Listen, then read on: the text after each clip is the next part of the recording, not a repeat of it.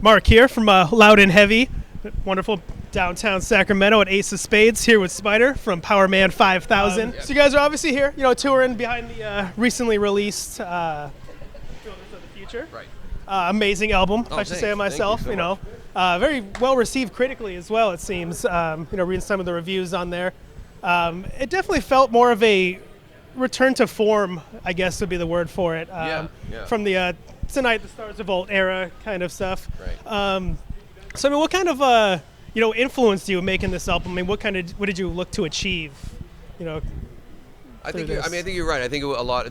This album and the album before, I sort of came to terms with what we are and what we do and what we do best. Yes. And because there were a couple records where we sort of stripped it down and experimented and it's interesting because sometimes you build up something and then the first thing you want to do as a creative person is to get rid of it and try something different, and then you realize, like, wait a minute, maybe that's not the greatest idea. So we did a couple of more stripped down, almost punk rock records, and they weren't really well received by our fans, which was weird because I was like, I figure they would understand, but it makes perfect sense to me now that they wouldn't. They sort of expect a certain thing from us, and so now, luckily, what is expected of us and what I feel like doing actually line up. So, it is like electronic metal, and that's what that's what we're best known for. That's what we do best. That's what I think is the most fun sound that we have. So, I'm not really interested in reinventing the wheel anymore. Just sort of just do it better every time we do it. Hey, nothing wrong with that. Because as you said, that the last album, it kind of reopened that door, saying, I don't want to say the spaceman thing, but it definitely had that industrial feel to it, that grittiness to it. And this new album, it really just felt whole. It felt very cohesive. Yeah. There's even stuff on there that I felt was almost kind of new for you guys at the same time. You have that more of like the acoustic sounding tracks in there.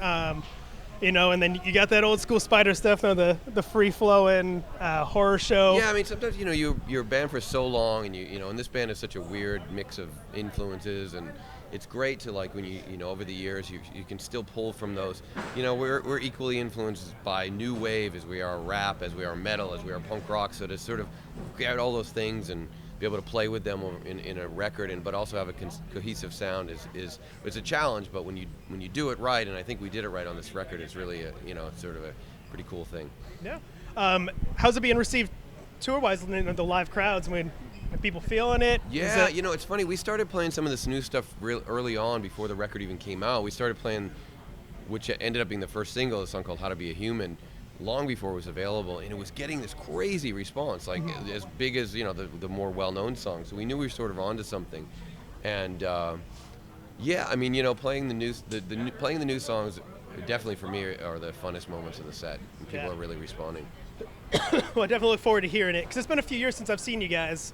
I'll say it now. You're definitely one of the best frontmen at getting place going. The crowd jumping. Yeah, to me that's like a really important element of all my favorite bands is that there's someone steering the ship up there, and a lot of bands in recent memory don't do that. There's not a lot of personality on stage, and I think I miss that. I miss that ringleader, that front man up there, getting everyone involved and making everyone feel like they're here for a reason. And so hopefully it'll go over well tonight.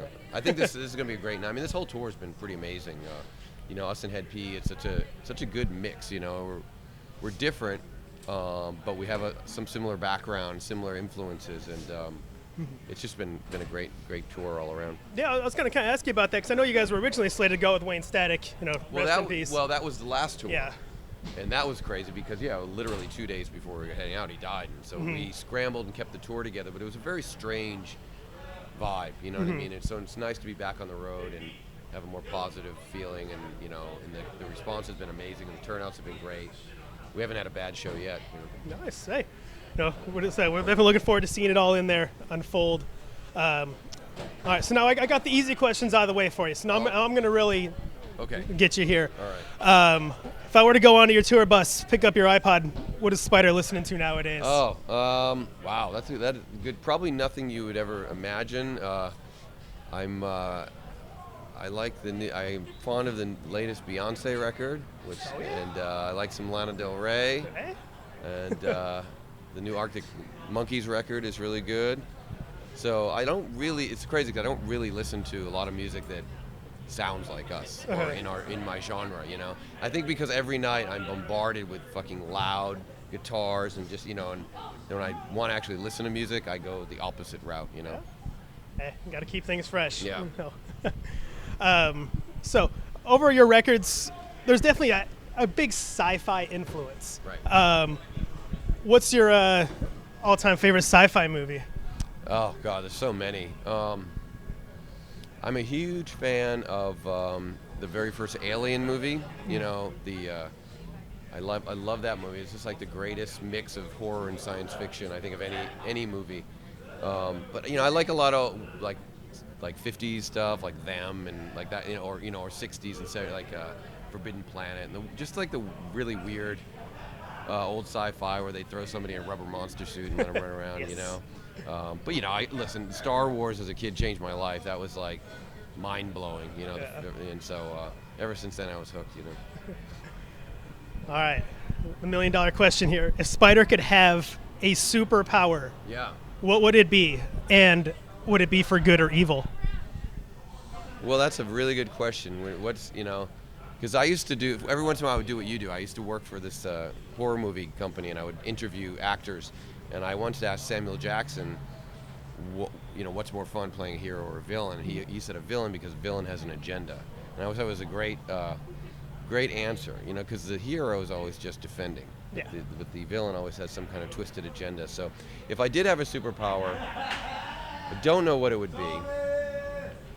I used to say, I guess my superpower would be to make sure every show sold out every night. That would be a nice superpower to have. Awesome power to have. I'd like to say I'd want to be a villain, but I know at heart I'd like to be the hero. Very nice.